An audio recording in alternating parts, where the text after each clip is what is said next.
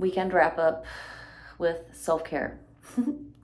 um, so I want to talk about right now what it's like to experience something that pushes you so hard to like a breakdown point, and why we should be thankful for that thing. So I had a really bad shift a couple weeks ago. It was like, didn't make a lot of money, dealt with a lot of handsy customers. I wasn't in the mood for it. Just had like a lot of other stuff on my mind, things that I had to work on. And it spooked me so bad to have a shift like that I didn't go back. And I started feeling really bad about that. It started, really making me feel off in other areas of my life, obviously, because I wasn't making money, and it doesn't feel good to be in that place. But I just want to be honest about that, because I think it happens to a lot of us. I think a lot of us go through these like waves of dealing with this kind of work where, we encounter things that push us in very different ways that, like, most other people don't deal with at their jobs. And then when you experience something like that, like, no, there's very few people to talk to about that.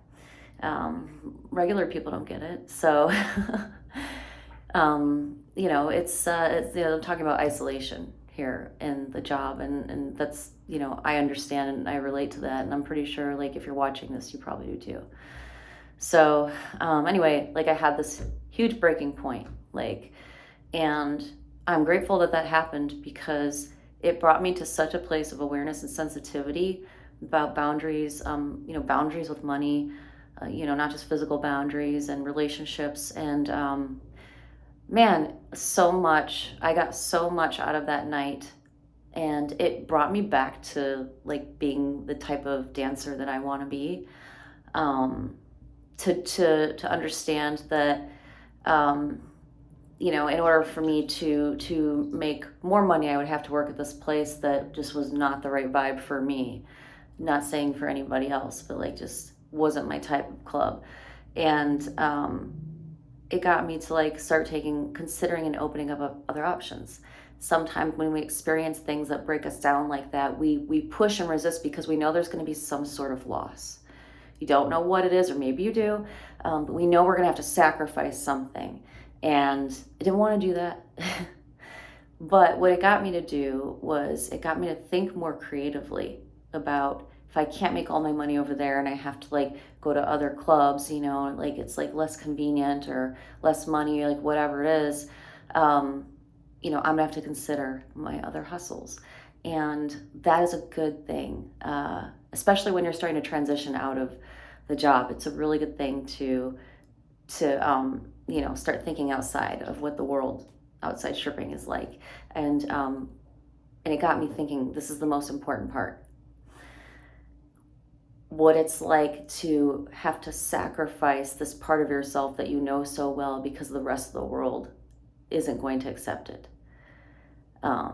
And to have to put on other things, the color your resume to make it look like something else, and how that feels. And it got me thinking, well, the reason why that's bad is because there's not enough of us represented.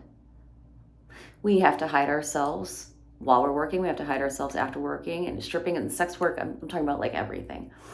And that's the problem, is that we can't see each other. So I'm posting this because I think it's important for me to be seen, even at the cost of some other things that I want. And it's important for me to say this so that other people don't feel alone. And to also, we learn from each other. We all do.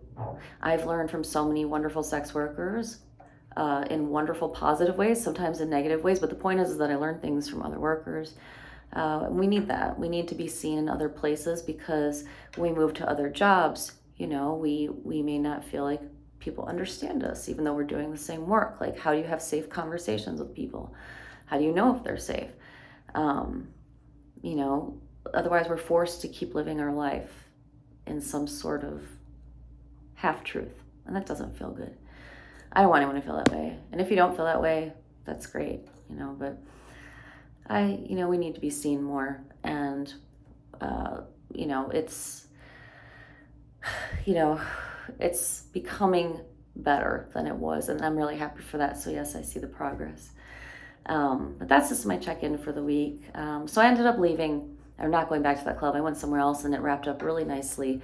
I had a good time both nights I went to work. I only worked a couple hours both, and I was really happy, and it motivated me to come up with a new idea for something I've been wanting to work on for a really fucking long time.